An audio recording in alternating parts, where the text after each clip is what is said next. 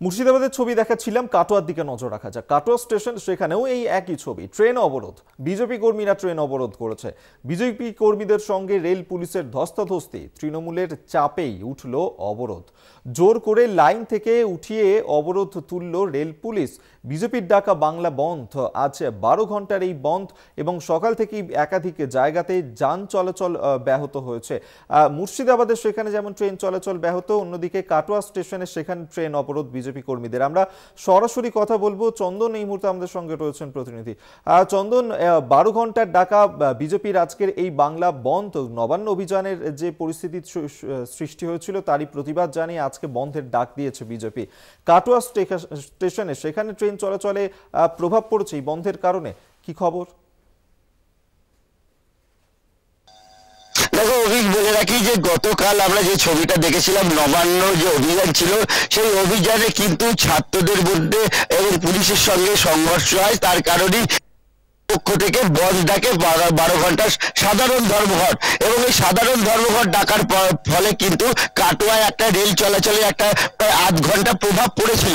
সকালবেলায় আমরা দেখলাম কাটোয়া এলাকা শহরে যে বিজেপি নেতা আছে অমর রাম, তার নেতৃত্বে কয়েকজনে মিলে এসে ফ্ল্যাগ পুঁতে দেয়, পতাকা পুঁতে দেয় এবং তারপর যে 6:20 যে ট্রেন, সেই ট্রেনকে চলাচলে ব্যাহত করে এবং বসে পড়ে দীর্ঘক্ষণ লাইনে। এরপরে যে ছবিটা দেখতে পাই, পুলিশ এসে তাদেরকে প্রথমে বোঝায়, কিন্তু তারা বুঝতে না চাইলে তখন তারা বলপূর্বক তাকে তুলে নিয়ে আসা হয় পাশে এবং ট্রেন চলাচল স্বাভাবিক করার চেষ্টা করা হয়। কিন্তু দেখা যায় যে তারা আবার কিন্তু পুনরায় সেই লাইনের ওপর উঠে গিয়ে বসে পড়ে এবং পুলিশ তাদেরকে ওপর এসে বলপূর্বক তাকে জোর করে চাকদোল্লা করে তুলে নিয়ে গিয়ে পাশে সরিয়ে দেয় জিআরপি এবং আরপিএফ। এবং যেটা জানা যাচ্ছে, তারপরে তারা বলেন যে আমাদেরকে অ্যারেস্ট করুন, কিন্তু তাদেরকে গ্রেপ্তার করা হয়নি বা আটকও করা হয়নি। তারপরেই আমরা যে ছবিটা দেখলাম, কিছু তৃণমূল কর্মী নেতা যারা আছে কাটোয়া শহরে, তারা আসে এবং তারা এসে বলে অবিলম্বে ট্রেন ছাড়তে হবে। ট্রেনে প্যাসেঞ্জারদের বলে আপনারা উঠে পড়ুন ট্রেনের কামরায়, এখনই ট্রেন ছাড়বে। অর্থাৎ বলা যেতে পারে যেটা নজিরবিহীন ঘটনা, আমরা কোনোদিন যেটা এখনো পর্যন্ত দেখিনি।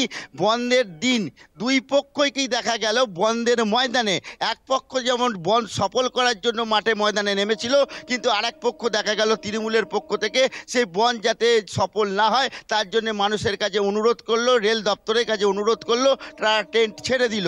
এতে কিন্তু বহু সংখ্যক মানুষ কিন্তু তারা কিন্তু হাওড়ার দিকে রওনা দিল ওই ট্রেনে করে।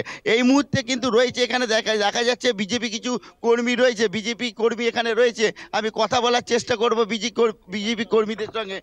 আচ্ছা দাদা, আপনার পেয়ে গেছি বিজেপি কর্মী, এখানে রয়েছে অমর রাম। আচ্ছা দাদা, আপনি বলুন তো কি হলো, এই ব্যাপারটা কি হলো? আমাদের রাজ্য সভাপতি আপনারা জানেন যে কালকে 12 ঘন্টার বন্ধ ডেকেছিলেন। আজকে সকাল 6টা থেকে সন্ধে 6টা অবধি বন্ধের কর্মসূচি করতে বলেছেন। আমরা সেই অনুযায়ী রেলে এসে অবরোধ করেছিলাম, ট্রেন আটকেছিলাম, কিন্তু জিআরপি, কাটোয়া জিআরপি জোরপূর্বক আমাদের এই আন্দোলনকে রুখে দেওয়ার জন্য উঠে পড়ে লেগেছে। আমাদের টেনে হিঁচড়ে রেল থেকে সরিয়ে দিয়ে বল প্রয়োগ করে অবরোধকে শেষ করে দিল। আচ্ছা, দেখা গেল একটা জিনিস, যেখানে দেখা গেল যে তৃণমূল কর্মীরা এলো, নেতারা এলো, এসে তারা বললো ট্রেন ছাড়তে হবে, কি বলবেন? সেটা তাদের কথায় রাখা হলো। আমি মনে করি এখানকার লোকাল জিআরপি ওসির নেতৃত্বে এই কাজটা করা হলো, যেটা ঠিক না, পলিটিক্যাল দৃষ্টিভঙ্গি।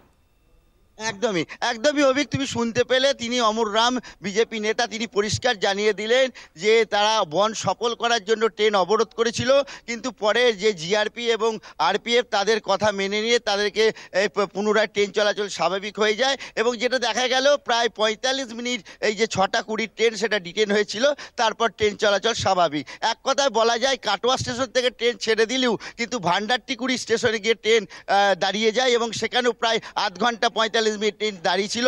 এখনো পর্যন্ত পাওয়া খবর অনুযায়ী কাটোয়া ব্যান্ডেল শাখায় প্রায় 2-3 জায়গার ট্রেন কিন্তু বন্ধ হয়ে রয়েছে এবং সেখানে কথাবার্তা চালানো হচ্ছে যাতে অতি শীঘ্রই ট্রেন চলাচলের ব্যবস্থা করা যায়। অভিক, বেশ।